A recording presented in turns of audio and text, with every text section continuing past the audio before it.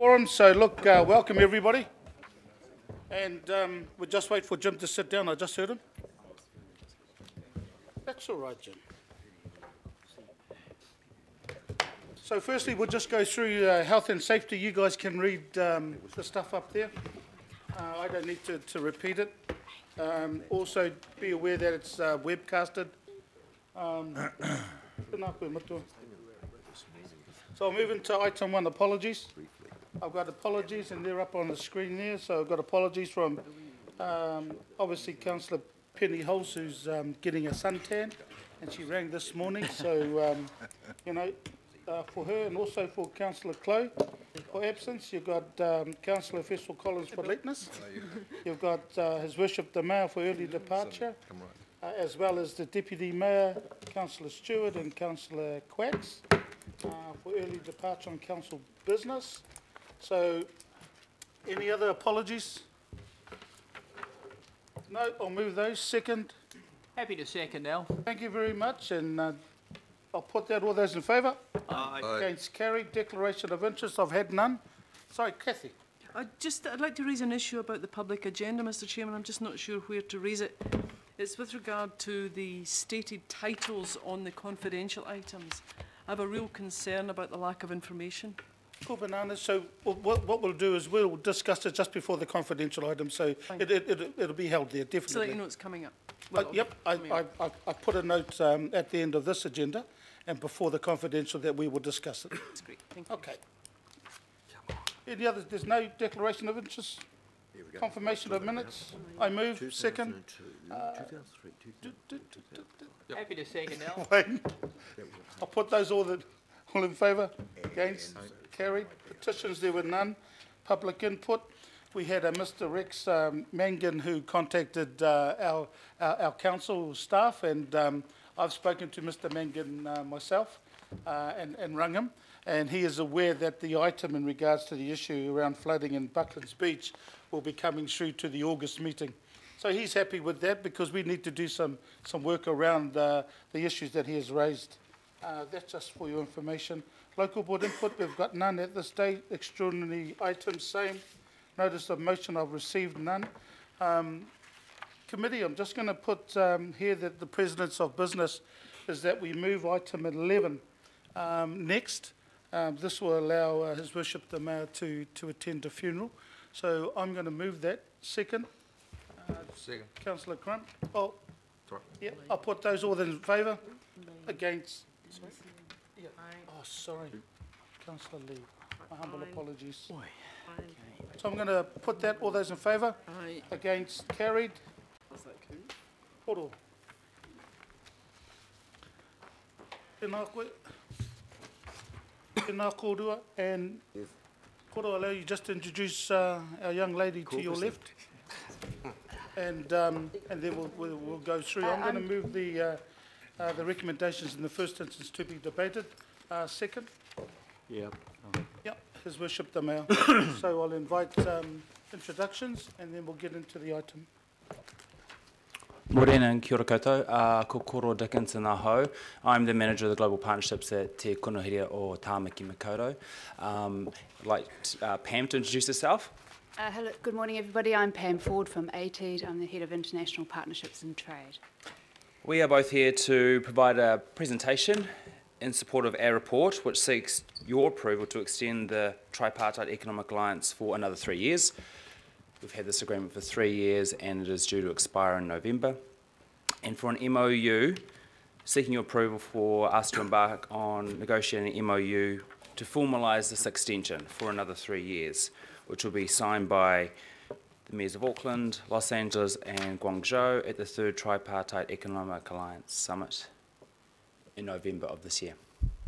Before we provide a presentation, we thought we might, if you give us 3 minutes of your time, a little video to just capture some of the highlights, sound bites and achievements that Auckland and the 2 other cities have achieved with the tripartite. This is some highlights from the summit last year that was hosted in Auckland. Thank you.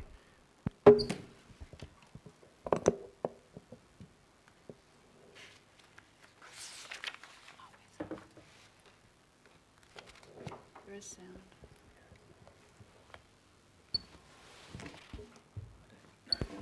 Good for everyone. Next year it'll be in Guangzhou. It'll be the 3rd year. That's right. The alliance is really special. It's the first of its kind between 3 major cities.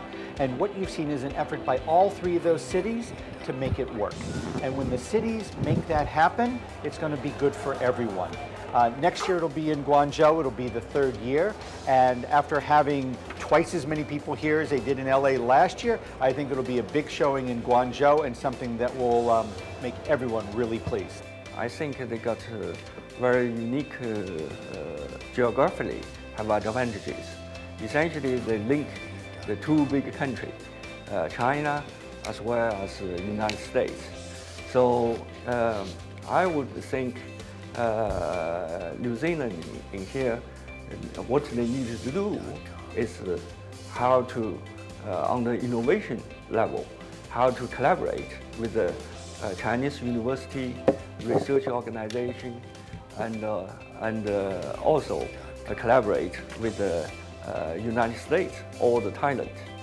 The highlight of the Tripartite Economic Summit for me has been the interaction of the businesses.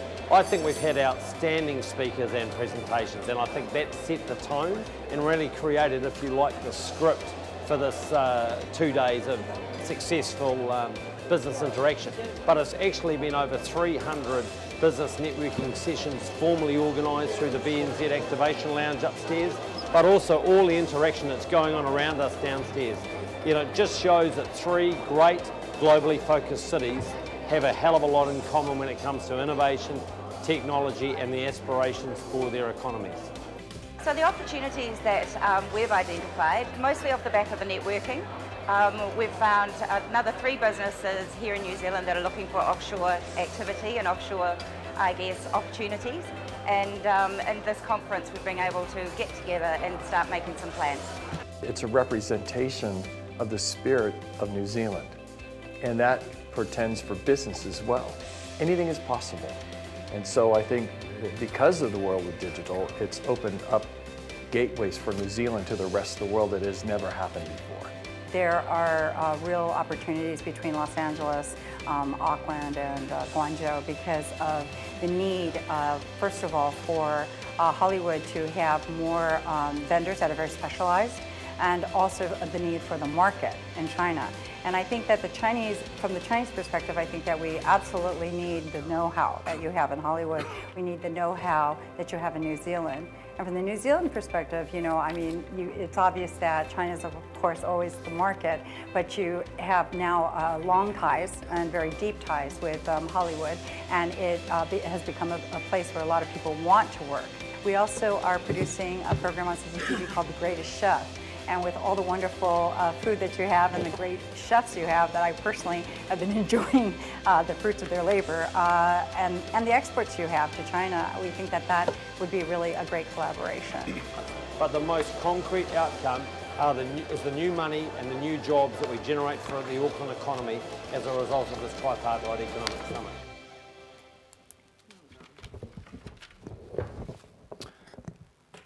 So that was just a bit of a taster, you know, some insights and highlights of the tripartite and the activity as it related here to Auckland Summit, but also just some of the enduring principles there about collaboration, working with the other 2 cities, amongst the 3 cities, to provide opportunities, both jobs in their respective cities and also other business investment and profiling opportunities. So I'm just going to kick off with a very short presentation. By all means, please do stop and ask questions. There'll be time at the end to answer any more detailed questions. We'll ask questions when you finish, Koro. Okay, great. In terms of context, as I said, we're seeking the committee's approval to extend the agreement for another 3 years. So the original agreement was signed in November 2014, and it was for 3 years. And it wasn't for perpetuity because we didn't want to sign Auckland up to something that may have not been optimal as the time went on. But as the tripartite has proven itself, we do think there is a strong business case for it to be extended. And the key part of the Tripartite Economic Alliance has been the annual summits for the last 3 years. The first one was in 2015. Last year saw some highlights from 2016. And then, of course, later on in the year, the Mayor will be taking a delegation to the third Tripartite Summit in Guangzhou.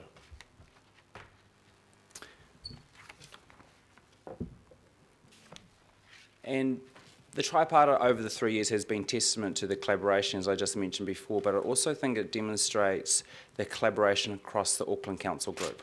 So the reason that we're here today presenting this and asking for your approval to extend the agreement is because this agreement is owned by you, the councillors, and the Mayor. And GPS facilitates and manages some of those formal partnerships on behalf of you.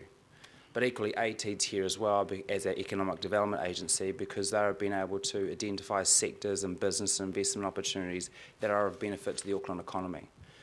But also over the last 3 years, we've worked with other parts of the council group, including Auckland International Airport, Ports of Auckland, Panuku, Auckland Investment Office, to really maximise and make the most of this agreement to the benefit of Auckland and Aucklanders. So why are we involved? I'm not going to go through here, but I think I've really just pointed it out. It supports our local business to take advantage of the opportunities in LA and Guangzhou. Now that's not insignificant because for New Zealand, the US and China are our key markets. And with our enduring relationship with LA and Guangzhou, they're key gateways into those markets. So we're trying to maximise the most out of those sister city relationships to ensure that we can thicken out the trade and economic opportunities. And then, of course, there's an opportunity to increase the awareness of Auckland and New Zealand and local businesses in LA and Guangzhou. And there's a lot of good connectivity there, but providing a political and a civic layer kind of takes that to the next step and the next level. And also, as we know, we're trying to attract good investment here. And there's a lot of fantastic entrepreneurs and investment institutions and investors that are based in those cities or in those markets that Auckland should be connecting with. So we've looked at a couple of options for how Auckland could continue to be involved in the tripartite. And these are outlined in point 29 of the report.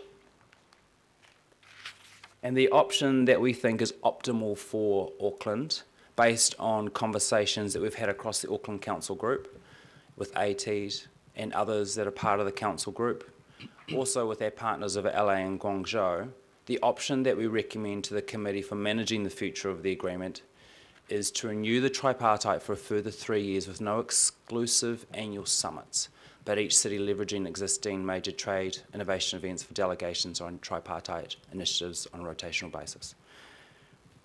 Now, we think that's the optimal option because it allows us to make the most of activities that are happening in our cities already. So, for example, you would have heard about Tech Week, which is a significant part of the calendar here in terms of attracting people to make the most of that, and a key part of AT's activity that they deliver. Equally, there's a lot of other existing opportunities and activities and events that Auckland businesses can take advantage of in LA and likewise in Guangzhou. It doesn't discount that there would be annual summits, but there's no general commitment to hardwire those in. So if a city wants to host a summit, that's fine, but we also need to balance it up against some of our resource constraints and just the amount of time and effort that those summits really take. And managing large delegations and 2 mayors in your city at any one time is no easy task. So we're trying to make the most of the forums that exist, whereby keeping up the momentum and the connectivity between the 3 cities. And the mechanism we recommend to the committee to formalise the extension is refreshing the Memorandum of Understanding that's been in place for the last 3 years that's going to expire in November.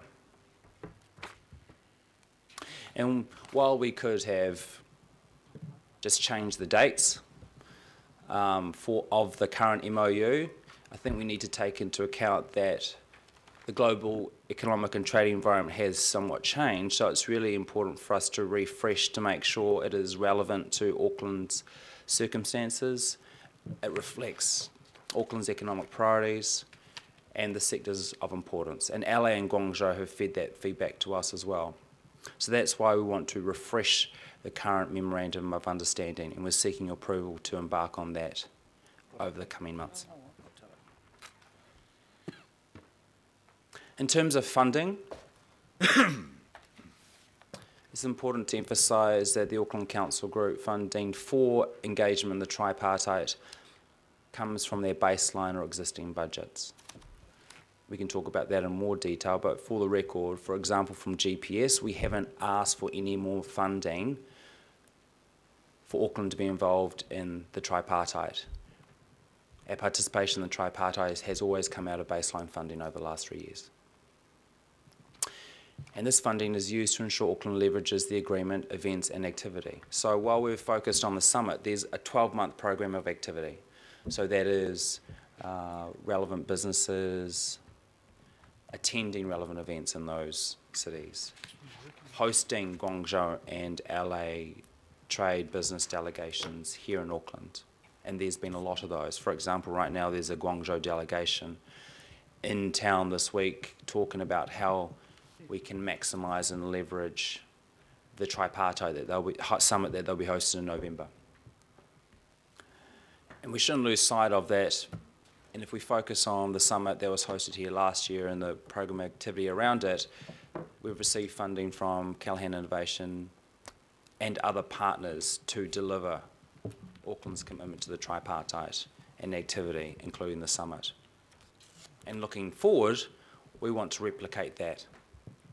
So for the 2017, the current financial year, Auckland will be seeking additional private sector investment to help achieve Auckland's objectives.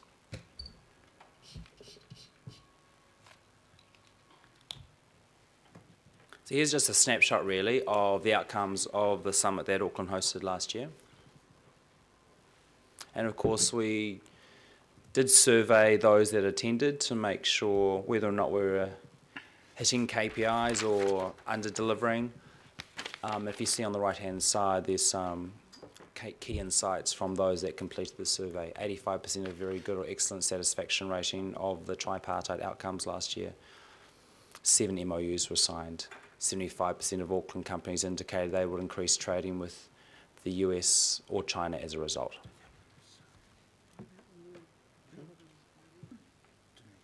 This slide here just captures the activity for the third summit that is scheduled for the early November. There's a lot of conversations, a lot of connectivity between the three cities to make sure that it is, one, successful, but two, Auckland can maximise that summit to the extent possible to ensure that those that accompany the mayor can make the most of that opportunity.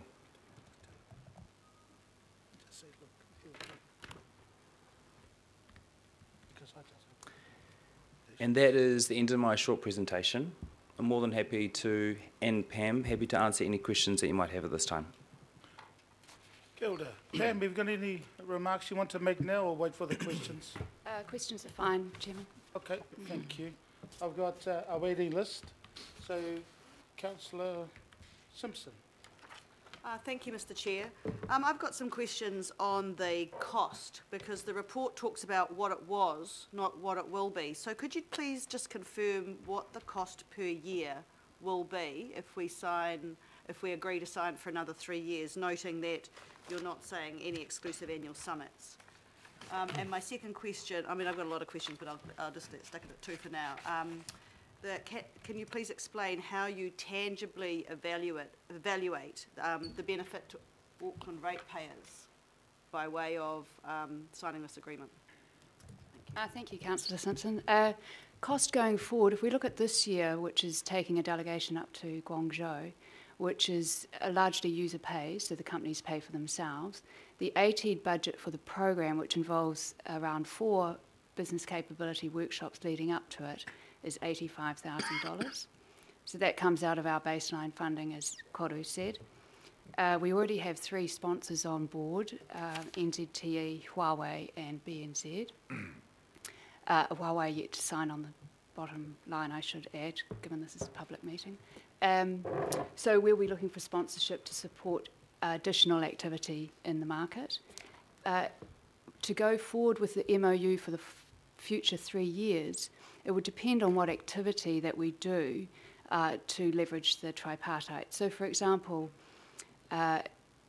if we were to say there's a great opportunity for Auckland businesses to participate in Select LA, which is the investment conference that the World Trade Centre in LA holds each June, again, that would be user pays, and any funding from Auckland Council AT would come out of our baseline activity around our outward trade and investment budget.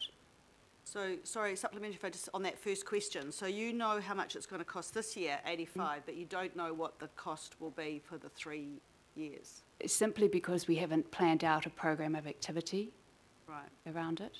There are no costs in administering the tripartite. But it's if you agree, what you're asking this committee to is agree, and then are you going to come back and tell us what, at a finance meeting to approve the costs, or how does that go? The way I see it is that we're saying that we would integrate tripartite into our ongoing business activity. So it comes out of existing funds? Yeah. Yeah. And my second question, tangibly explain, please, how we evaluate the benefits to ratepayers. So that is an ongoing activity that each year after the 2015, 2016 and into this year is surveying the participants and trying to extricate information out of them, out of business deals or connections made. So we're building up a body of data from those companies that have participated in before. It is, as with all of these things, quite difficult to get companies to explain how much they benefited out of the event. At the launch of this current period, which was on June 27, and the Mayor gave a great speech at that launch, we did have Paul Cameron from BookTrack, who's a Takapuna-based business, talk about a 7-figure investment sum that he generated out of meeting an LA investor at the Viaduct Event Centre. We don't know the exact amount of that 7-some figure, but those are the kind of indicators that we're getting. So we're building up a body of how many connections, how many business deals have been made. And it takes time for those to evolve. Following the 2015 summit, several different businesses had recorded outcomes, be those business deals, but I think one of the key indicators was one company had indicated that they had to hire and employ more people based on a business deal that was achieved and subsequent to the LA summit. So in terms of the benefit to the Auckland economy, jobs being created here is probably one indicator. There are others, of course, but that's one. Yeah, I've got some other questions, but I'll let others have a go first. Okay. Maybe I should also add is that the forward costs could be more significant if we had agreed in an MOU that we are obligated to host a summit. So very mindful of the resource limitations and the requirements to deliver successful summits being quite costly and resource intensive. We are mindful that we don't want to sign Auckland up to that in the near future, or certainly over the next 3 years. So that's why we're recommending the option of not obligating Auckland or the other 2 cities to host these significant events, but leverage existing activity and events that are already taking place across our 3 cities. Bishop the Mayor, and we've got 5 others waiting. Thank you very much, Mr. Chairman, and my apologies for having to get away early, and therefore I haven't got a question, but just want to make some comments, if I may, about this. Largely in support of the recommendations in front of us. When I think back to the big problem that we have as a city and as a country in trading, it's that we are 4.6 million people, and the whole of our country fits 3 or 4 times into either Los Angeles or Guangzhou. So these are 2 critical markets for us. Guangzhou is the southern gateway to China. Los Angeles is the western gateway to the United States. China's our 2nd biggest trading partner and will ultimately become our biggest. The United States is our 4th largest partner. So when I looked at the tripartite alliance and tried to analyse whether it was working or not, the first thing I asked myself, did this make a difference in those 2 critical markets? I read all the material that that Global Partnerships and ATEED has given me, but I also went straight to the markets. So I went to Leon Grice, who's our Consul General in Los Angeles, and his report was the Los Angeles-Auckland relationship was largely moribund. We would have had no chance of getting a Los Angeles mayor to New Zealand. He'd only travelled 4 times in his entire time as mayor, but this alliance has brought that relationship back to life. And I'm sure that those of you that went on that, that delegation last year, or year before last, would have found that. I also went to a couple of guys, Charlie Gao and David Mann, who are in Mann Investments. David's been in China for about 30 years. And they were also really emphatic about the value that that has in getting us noticed. Unlike New Zealand, mayors have a considerable status in China, and mayors can open doors there. And one of the reflections of the interest from our own business community was that when we did the first workshop that Pam mentioned before, I didn't count, but 60, 70 people, businesses there? Over 100. Over 100, okay. I didn't want to exaggerate, but 100 businesses, a lot of them Kiwi Chinese, really interested in what we're doing, keen to be as part of that delegation. And then you look at the survey results from what the businesses thought about it last time. Over 80% thought it was of benefit, 72% of benefit directly to themselves, and 88% said that they thought that there was some real use in it and the connections that could be made. I then thought, well, if it's so good, would we keep on holding these summits? But my experience of summits is that they have a life. And there's a lot of enthusiasm to begin with, and if you push them too long, that life runs out and you lose interest and it dissipates and it becomes counterproductive. So I think that the recommendation on B is absolutely right. We maintain the alliance, we keep the connections, but we leverage off particular events and we find new ways of doing it. Because if you keep doing it the same way, you run out of interest and enthusiasm that you can generate. So I think this is really important. From the United States perspective, we don't have a trade agreement with the United States because of President Trump. That makes the city-to-city agreements all the more important. And I think that if we were to approach Foreign Affairs and Trade or NZTE, we would find that they too were enthusiastic about a city our size, 36% of New Zealand, continuing to maintain that relationship and to promote our local businesses, create local jobs for Auckland. So my view, councillors, is that these recommendations are the appropriate recommendations, that we should support them. Yes, we need to put a little bit of money in, and it is actually in relative terms a little bit of money that we put into it, but we gain a lot back for our businesses, and that this is supported by our own business communities. So I support the recommendations. Thank you, Mr Chair. Thank you, Your Worship. Councillor Denise Lee. Thank you, Mr Chair, and echo with the support that the Mayor has just relayed. I've got 3 questions, hopefully quite quick, Mr Chair, so I'll do one at a time rather than have take notes on 3. The first is, in terms of momentum, so there's no doubt that I agree with the recommendations, no annual summits, but leverage off existing events. But there's no doubt that an event helps with momentum and funneling strategy and outcomes on the day. So I note in the report that Tech Week, let's just say leveraging events back here in Auckland, Tech Week is an obvious no-brainer. We did it during the last summit here. But what of, what are our chances of having that momentum to get Guangzhou and LA participants here multiple times for multiple?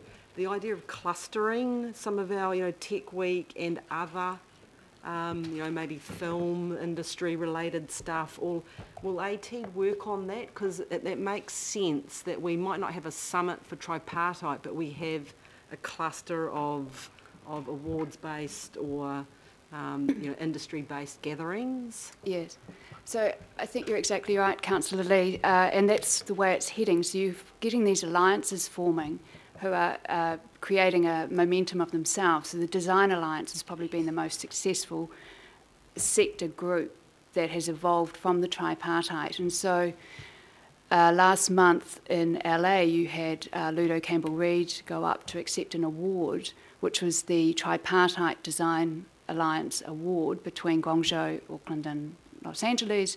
That award was for the sky, for the Pink Path. And so you got that group all back together again. And similarly, you'll find there's a focus in Guangzhou coming up, because we've just spent the day with the Guangzhou delegation yesterday, around screen, digital and gaming. And so getting those three groups all together, because that's another core sector that integrates all three cities. And then you could build something around some events here, like Big Screen Symposium in October, and bring key US people down in Guangzhou. So it's really much more focused and targeted approach. No doubt food and beverage could see how that fits in. Hey, second question is, I know it wouldn't be something that you insert into KPIs, but maybe a couple of words around how the tripartite summits have clarified or brought some better connections with NZTE and MFAT. Because I do recall that in the first summit, LA, not only were we having to get our own internal strategy together between AT and GPS, but then there was the MFAT NZTE. So how have the summits helped that? That has been one of the outstanding outcomes, particularly last year. So not only did we have 3 mayors, we had 2 ambassadors and the Prime Minister, and we had very active involvement from MFAT and NZTE sponsoring us.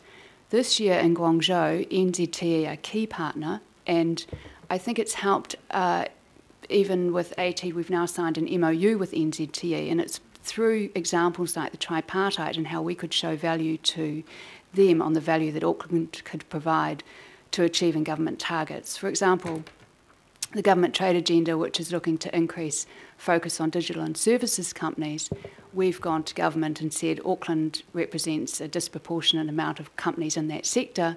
We will look at activities like tripartite to try and increase the export level of those companies. So suddenly, through just 18 months of activity and showing our outward international connectivity with city-to-city relationships, central government are realising the value that Auckland can bring in an economic sense. So that's been extremely helpful. MFAT also, so MFAT were pivotal in 2015, and I know that because I was working for them, and helped us on the ground there.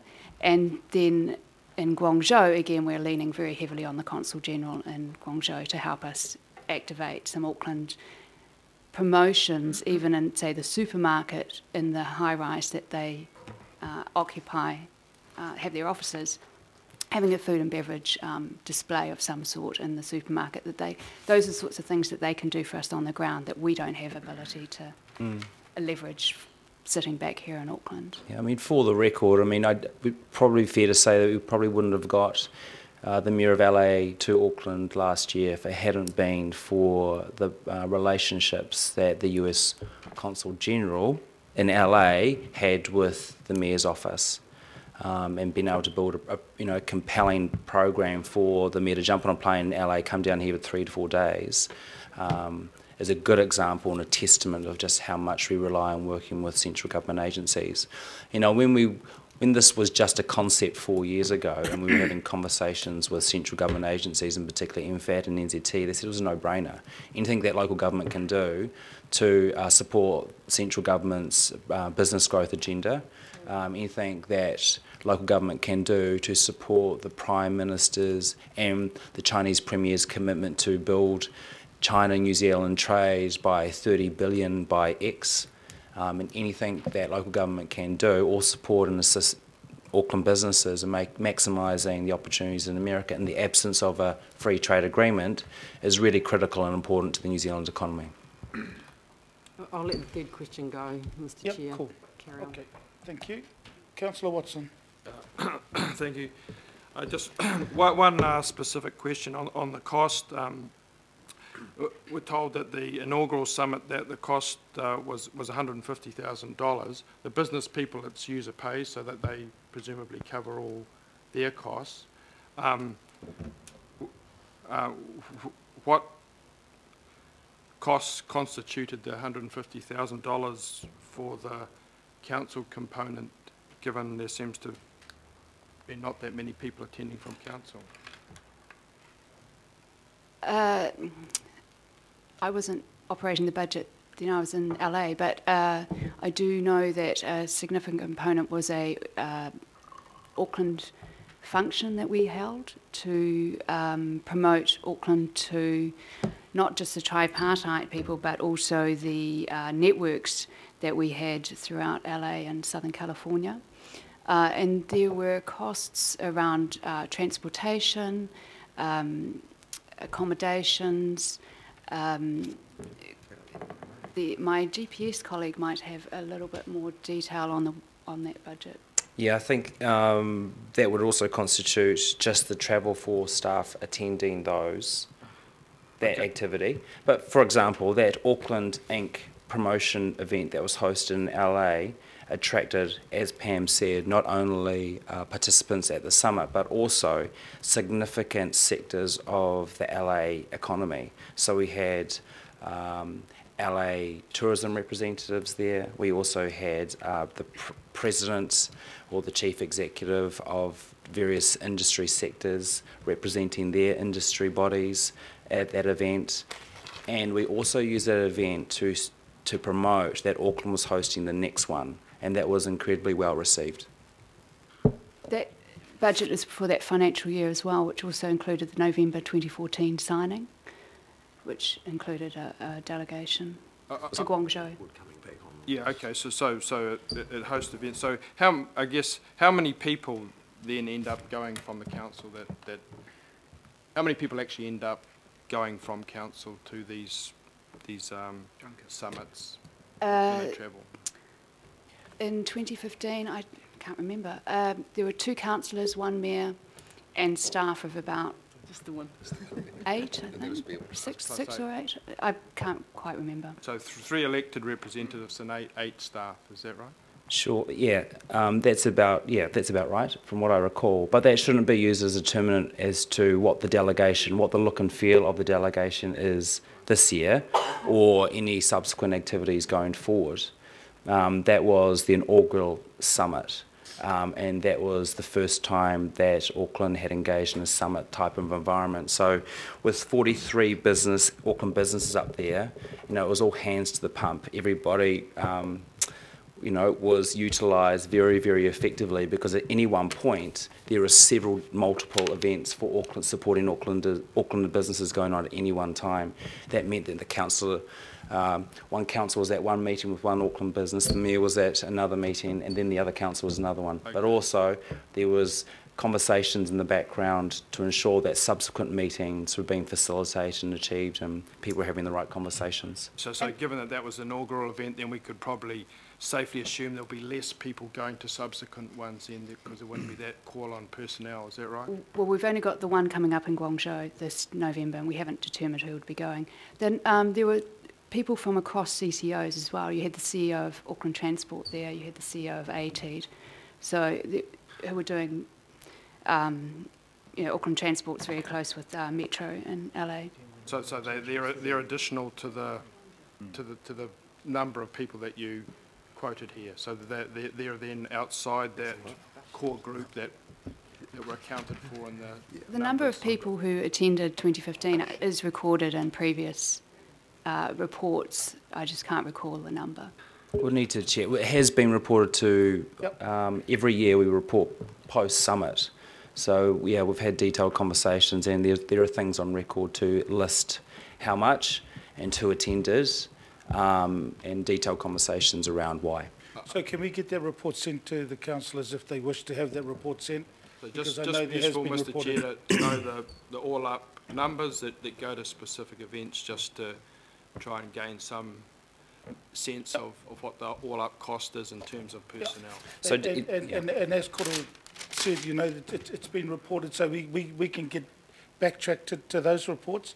I mean, and also including the November 14, I think you said, trip to Guangzhou. Correct. Yeah. So look, I mean, that's all tied up in the monies. So look, there's a report there, Councillor Watson, so if we can get that circulated if you wish, and just to confirm what's already been reported. Okay. Councillor Casey. Good question, John. Yeah, I'll speak very carefully through the chair, because whenever you will mention China, I will mention human rights abuses, and I'll also ask for any mayor that goes to China to discuss trade, so I'll talk to the chair, to discuss human rights abuse. In particular, I learned today that the Consulate General of China gave money to AT. Councillor Casey, I just want to confirm with his questions. We still haven't got to the debate part yet. So I have a question for the mayor who's not present. Will he be raising the issue of human rights abuses while he's in China as part of the delegation or any future delegation? And has it been raised in the past? Because I have raised this and I never heard back from Len Brown that he did indeed raise it. We haven't decided. So we'll get that back to you, because obviously His Worship the Mayor's not here. So we'll get something back to you. I'd like to speak then when it gets to that time. Thank you very much. I thought it was speeches, sorry. No, there was no speeches, there was all questions. Long questions. Yeah, I've been taking a note of them. Councillor Cooper. Thank you, Mr Chairman. Lots of the questions have already been answered, but one of the things for me after the 2015 LA Summit, we actually had some New Zealand business, Auckland business owners here telling us their stories, which were very heartening, because we all had a little bit of, oh, is this the right thing to do? You know, will it make a difference? And clearly I was very struck by that. But I suppose for me, and what one of the gentlemen told us was that he had tried and tried to get into LA, and over years and years and years, he could never make it happen. The minute it was a civic involvement, he got the door open. So what I'm asking is, if we don't have these summits, can delegations, as long as you've got a mayors involved, still do the same kind of magic that maybe attending the summits and things like that? Because I mean, I think that's the key to it, isn't it? The civic interaction opens the doors. So I guess that's just, you know, great that we want to save money, but are we going to have the same impact by doing it this way? Pam.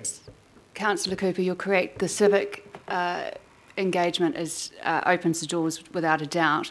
The proposition of an extension of the MOU without a large summit doesn't preclude taking mayoral delegations. So they would continue, just as they do now with the mayor going to other cities, but it gives us more scope and flexibility to target. Thank you. Councillor Simpson. I've had my... Oh, no, you said you wanted to wait for some more questions. But look, if you haven't, that's fine. We'll move on. Yes, I just want to know the difference. You know, we often say to central government... It's still questions. Yes. But, yep, okay. You know, why don't you do this and why don't you do this? So why, what is the relationship between central government and local government here? Could you just clear that up? Is there some way that central government could go up and do the same thing on our behalf to save us the cost of going? Or is it, why is it so important for Auckland to go and ratepayers to fund this rather than central government to do something on our behalf? Sure. So the central government agency that would go up on our behalf would be NZTE, yep, or maybe Callaghan, and both of those agencies have very specific mandates. What we found with the companies that we engage with, taking them to LA, and a bit to Councillor Cooper's point, there are companies there that would never go up on a delegation with NZTE because they don't meet NZTE criteria. What we're able to do is take a delegation up in the competitive sectors that Auckland is strong in, and therefore enable them to take advantage of a political door opening program. We are partnering with NZTE very closely on this, as we have with MFAT in the past. I suppose, and another question if I can, I'm sorry to go on the finance stuff, because I you know, it does have a financial implication when we are so short of money for, you know, as Daniel has just sort of said to me quietly, clearing culverts and stuff in our backyards.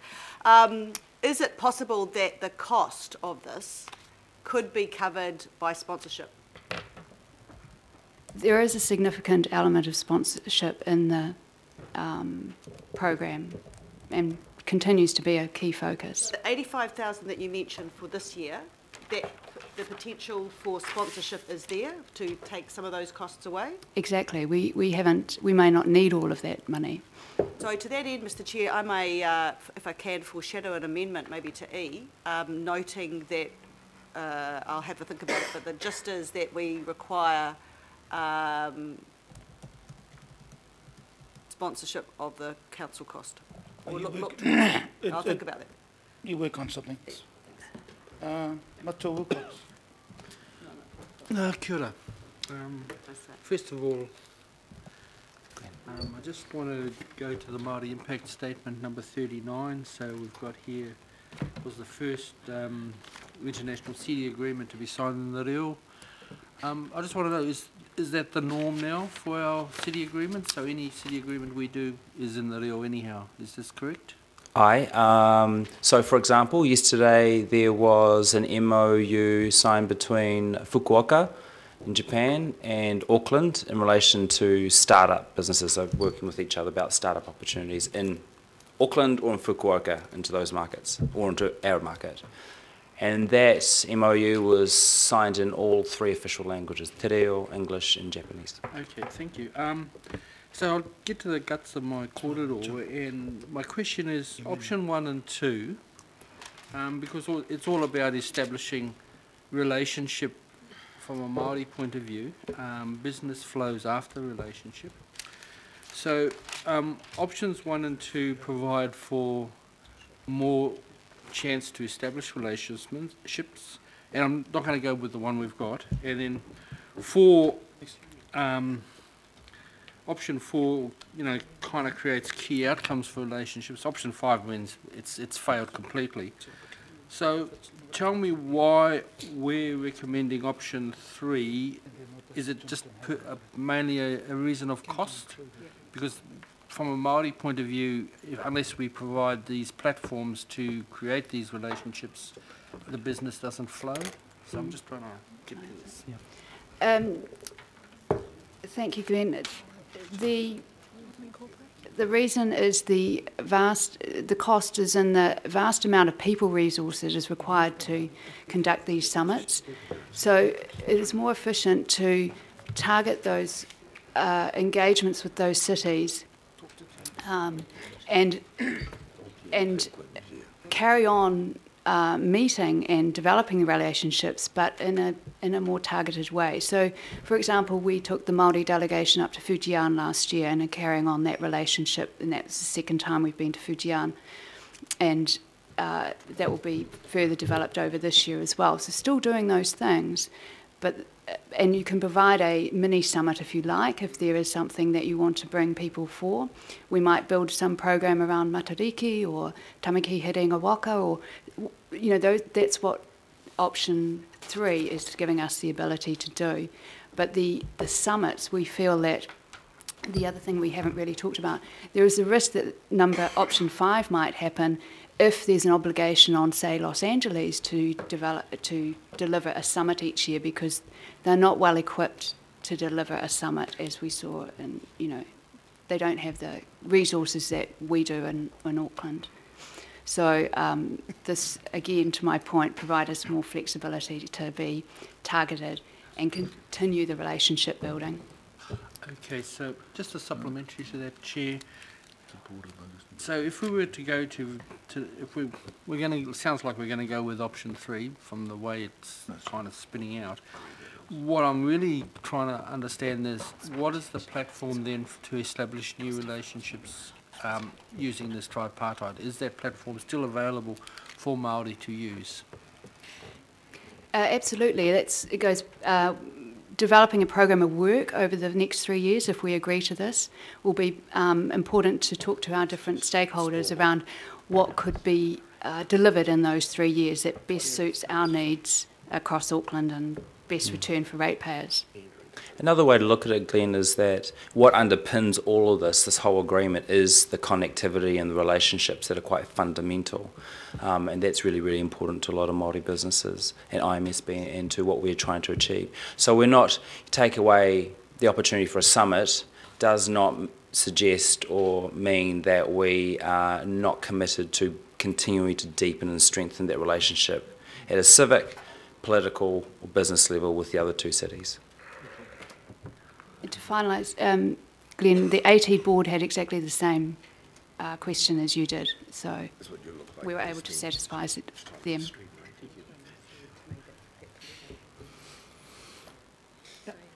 Councillor Sayers. Thank you, Mr. Chair.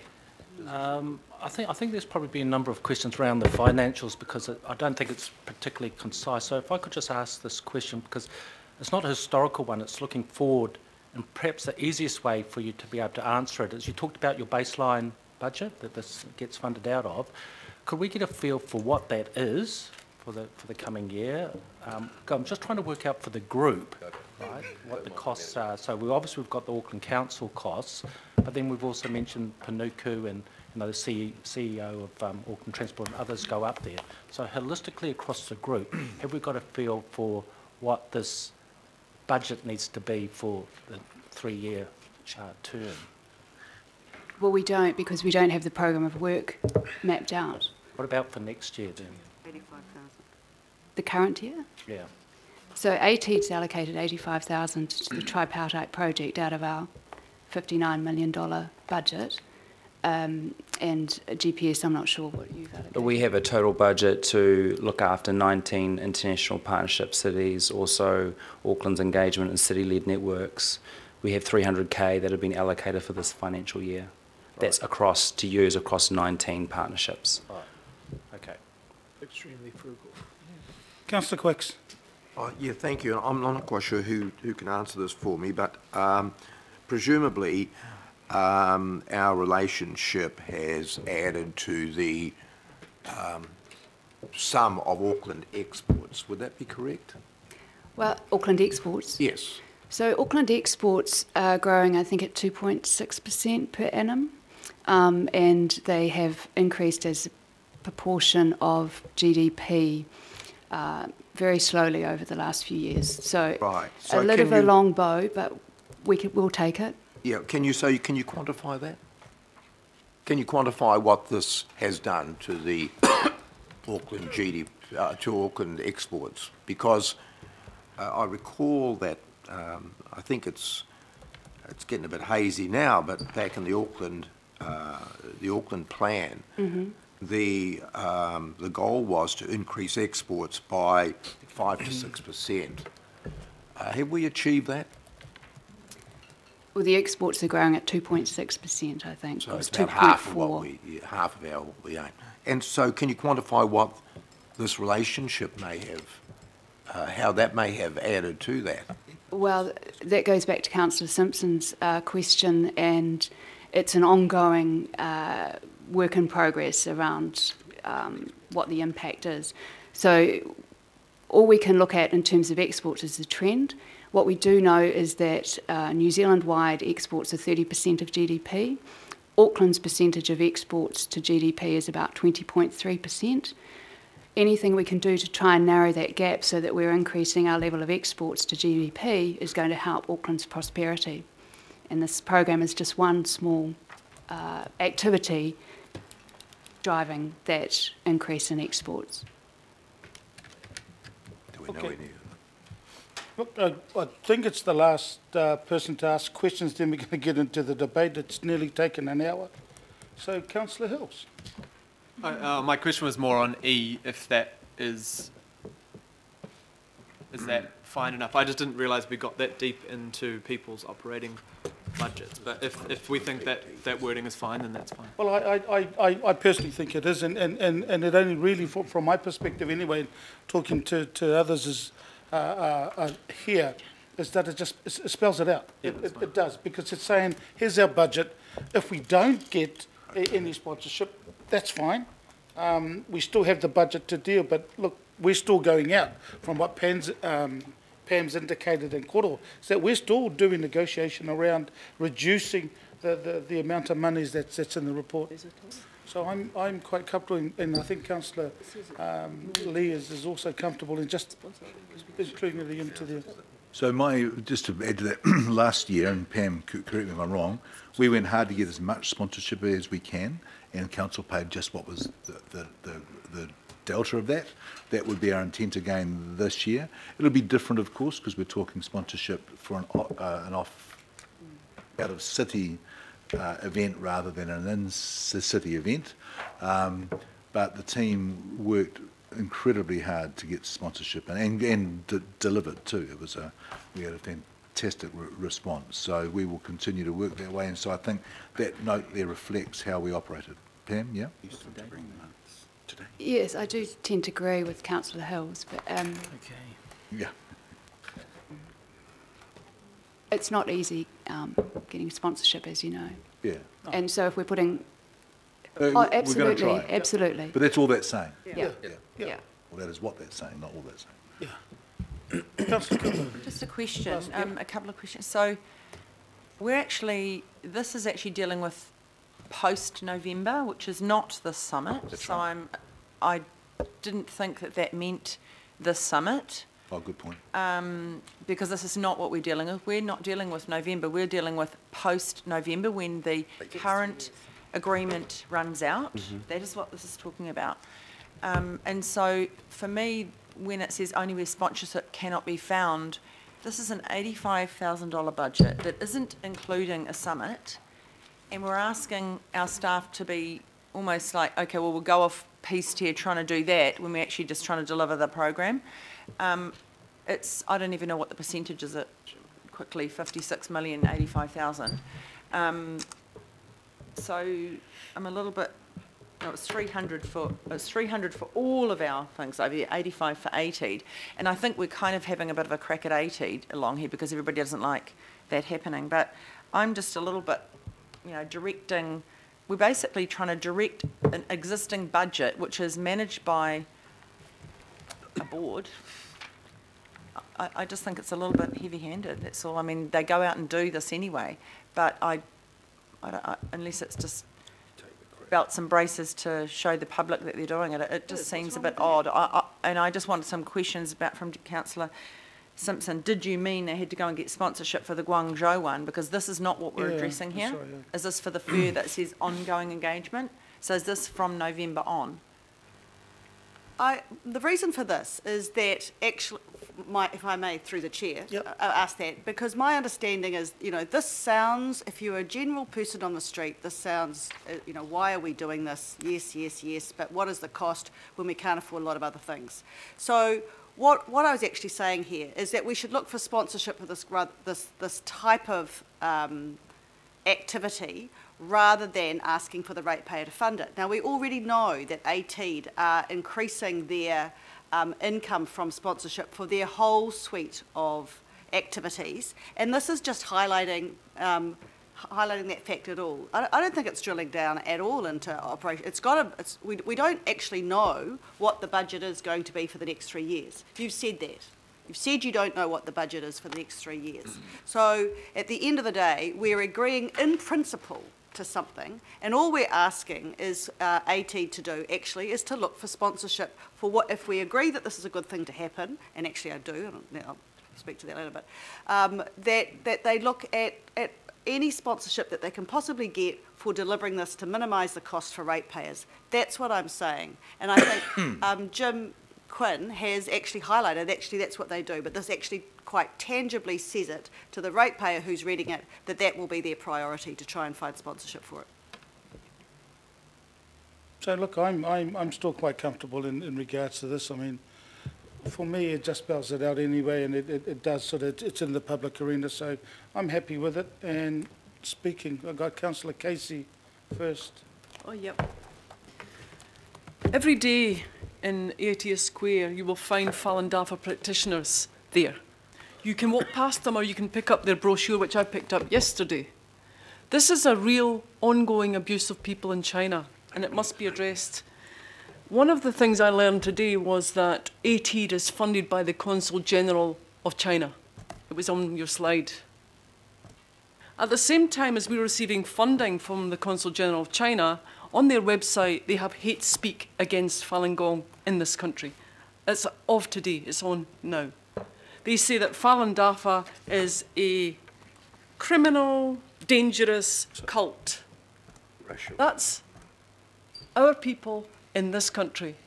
So if we're accepting money from the Consul General of China, we should be able to say that we'd prefer you not to use hate speak on your website against our citizens. So that's number one.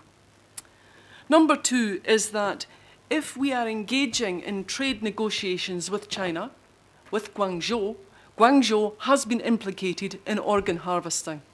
And it's not some fictitious, so I'm looking at you, but I'm meaning to look at him. It's not, the World Organization to Investigate Organ Harvesting is led by a former Canadian Secretary of State called David Kilgour, who's been to New Zealand on several occasions, and David Metas, who's a human rights lawyer.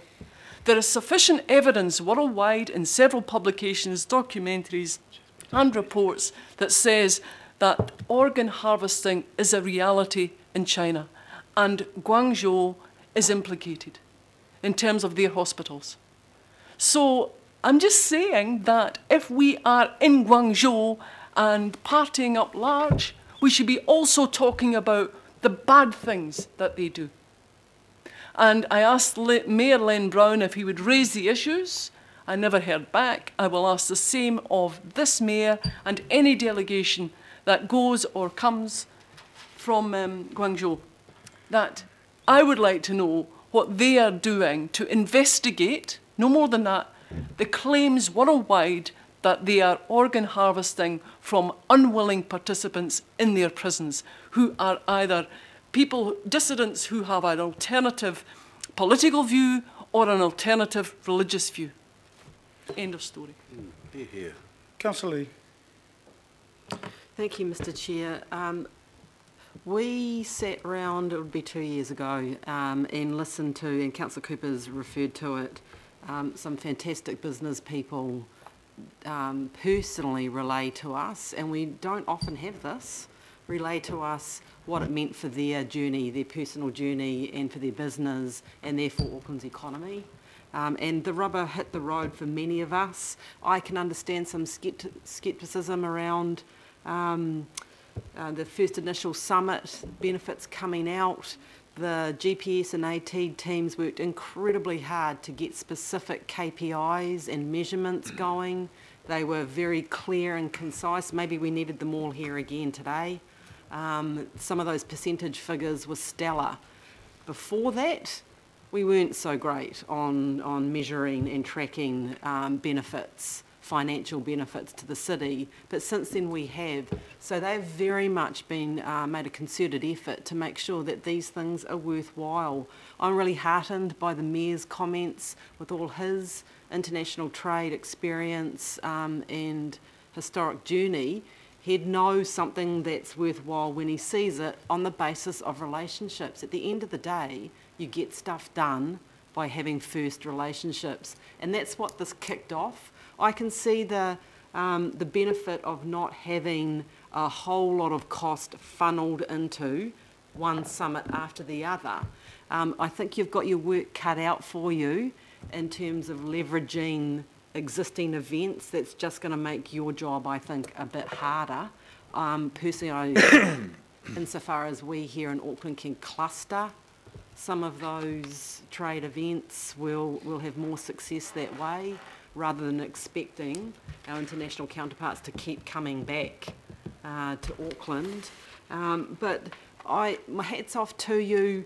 We have basically scrutinised you quite a bit over the last 3 years, and you keep coming back with ideas and innovative ways forward, and quite efficient at the end of the day. You have garnered quite a bit of sponsorship along the way. BNZ were very happy, I understand, with their involvement in the Auckland Summit, and so too have the other partners. We sat here, again, just I'm going to finish on who we heard from 3 years ago, from someone who's doing some incredible international work in the IP industry. We heard from a person in innovative digital water metering. They had a great pilot going with LA Metro Water. Furniture, importer-exporter, air filtration, a very successful company in that regard. Film, we had someone who came, bless his heart, who signed up with a deal with Disney, Pixar. Incredible stories. So maybe we just need to be reminded of what it means, obviously for these people personally, but it's about our Auckland economy. We've got to lift our heads up, aim for something that's a little bit bigger than what we see, and certainly what we see on a daily basis here in this committee. So hats off to you, keep going. If you're efficient, and you have been, we can have a whole lot of outcome from this. Thank you. Councillor Simpson. I will just speak briefly. I think I support the intent. Obviously, it helps helps our economy, and I think that's positive for Auckland. I'm just concerned about the money. We're tight. We've got core council business that we're struggling to deliver from a very tight budget. So I will also be supporting this, but I want you to know that my personal emphasis is that it can be sponsored as much as possible to minimise any cost to ratepayers. Councillor Hills. Thank you. I just want to say, first of all, thank you to Koro and Pam and your teams. I think that, it's important we talk about the money and scrutinise it as much as possible, but I think we don't talk about the benefits as much as we should.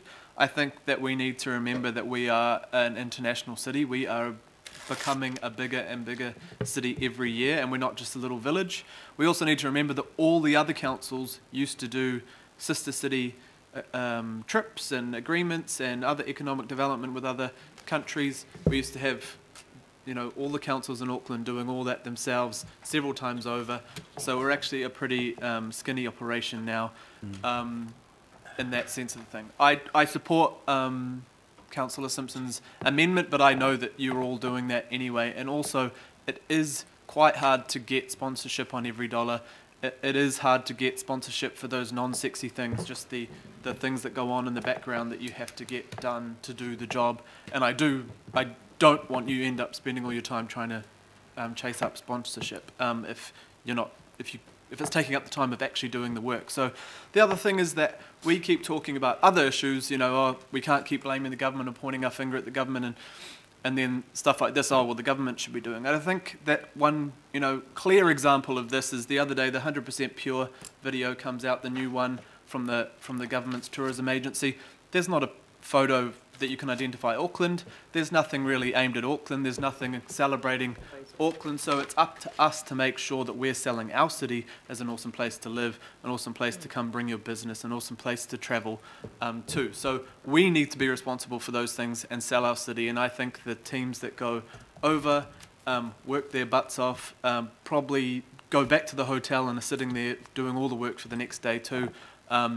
Of course there's scrutiny, and you all know that, we all know that, but I think it's important that we know that we have to have these relationships to build jobs. The things don't happen by accident. The films that are going on, the TV programs, the businesses, the Grid Auckland, all the things that are coming into Auckland are because someone, somewhere, including both of your teams, are doing a lot of that work to bring that together. So thank you. I am, of course, supportive of making sure we use every dollar wisely, but I know you all really focus on that anyway. But yeah, just want to say thank you, and yeah, look forward to watching the next 3 years progress. Okay, we've got two more speakers. Hopefully that's the close of the debate, and I'll be putting the recommendations. That's Councillor Watson and Councillor Cashmore who will close it. Thank you, Mr. Chair. Needless to say, like anyone else, I'm very supportive of any initiatives that help the wider Auckland economy. That's important.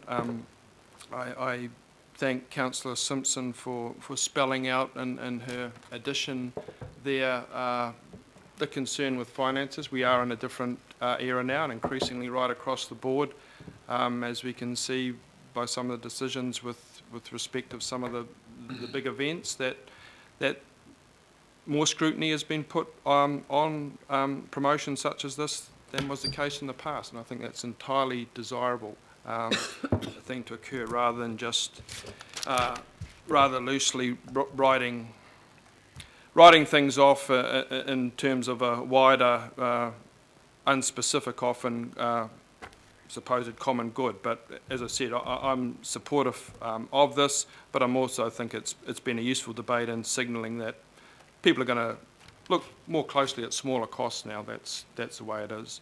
I would also just say by way of finishing up that I think Councillor Casey raised an important moral question there, that the temptation is of course just to ignore it. That's certainly what happened with the predecessor. I haven't looked too closely into that. I've been, aware in a general sense, but she's made a request, so I'm assuming via this forum there will be a feedback or a response from the Mayor to the councillors, because that's important. There are historical antecedents to other eras of history where countries have gone on with contacts with less than desirable regimes, and this may be one of those cases. So I look forward to what Mayor Goff says he's going to do, if anything. His staff's behind us, so they've noted the comments, and again we've gone over an hour just a particular item, and Councillor Collins, just to let you know, this is our first item. It's taken an hour. But look, you've got there, so Deputy Mayor, Councillor Collins is also speaking. Do you wish to speak now? I can go now. Yeah. So, as some of you know, that Denise and I accompanied Mayor Len Brown to LA. And I was very determined that we're going to have measurable criteria, and Denise supported us 100% on that. And some of you will recall those 4 businesses that came and reported back. And what's been amazing since that first LA trip is the alumni meetings that we've had. And Councillor Denise Lee mentioned about the IP company that's boomed to be one of the biggest in New Zealand and Australia. There's film that's burgeoned in this country. There's a man who went over there as a small West Auckland manufacturer of furniture, made some contacts at an evening function that Auckland hosted in LA, and he now won an export award last year. The water filters, the air filters success stories, these have just gone on and on. And I would say each month I receive an email from someone who's on that trip who's got a new business that is growing. Some of it can't be spelled out in dollars and cents because there's agreements with international film companies or with partners overseas. The big thing, and it needs to be the big thing, is that this city, Auckland, is New Zealand's only global city. And we need to have some skin in the financial game with MB, with NZTE, and with the government. With NZTE takes a trade delegation, it's not taking a furniture manufacturer from West Auckland or a guy who's starting off an animation studio. It takes Frontiera, it takes Carter Holt, it takes Fletcher's. Our role is to grow inaugural business in this country, partnering up with these businesses at their cost. And Pam and Cora and the team have done superb work in it. And these trips are not a breeze. There's a lot of work that goes into them, and when you're there, you work from 6 in the morning till 10 at night. And I can't speak for Denise, she's younger than me, but I came back, I was absolutely exhausted.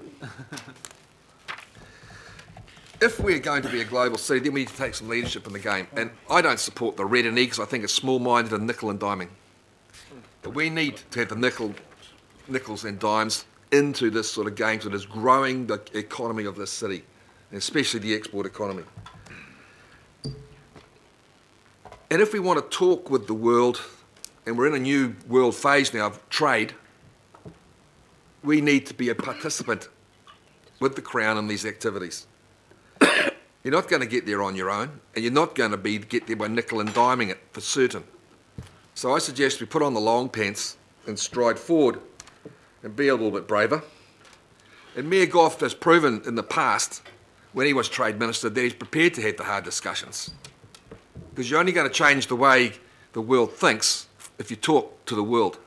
And it's time that this city really did think about pushing this sort of work forward and growing an economy, because we are the catalyst that can help make that happen.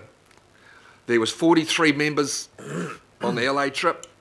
There was 300 in Auckland signed up. We've got 100 already signed up for this current one. That tells the story. Cool. Councillor Collins. Thank you and very close much, the debate. Mr. Chair, for allowing me to join the discussion at this late stage. I read this report and I kind of sat back, sat easy with it. I just wanted to say that it excites me that we're looking at global partnerships. And listening to the debate this morning, I think there's been a lot of emphasis around the economic imperative of these global partnerships. Point 2 says that they're designed to engage and collaborate. And I just wanted to remind people, those who go on the trips, those who prepare the way for these trips, that not only is there an economic imperative here, but granted the comments that have been made by Councillor Casey, there's a people imperative here. And I wanted to make a note that the ongoing academic debate that's happening between Pacific academics in Auckland and in LA is who's actually got the highest number of Pacific people living in their city, because there are academics in LA who are saying actually the most Pacific people don't live in Auckland, they live in LA. The reason I raise that point is, how do these trips not just lead to increased economic activity, how do they uplift minority groups in both of those cities? And I don't understand too well, and I should look into the organ harvesting. I've read bits, Councillor Casey. I think it's important that we understand that, but I'd like to see how the economic benefit reaches those groups in society, those groups in these cities that have often sat on the margins. And if these kinds of alliances, if these kinds of global partnerships can achieve that, then I'll be more than happy to support them. But I think we need to make sure that there's a social, people imperative that is driving these partnerships. Thank you, Mr. Chair. Thank you so much, and I'm just going to put the recommendation. So, call to you and Pam. Thank you. It's been moved and seconded. All those in favour? Aye. Against? Carried. Thank you.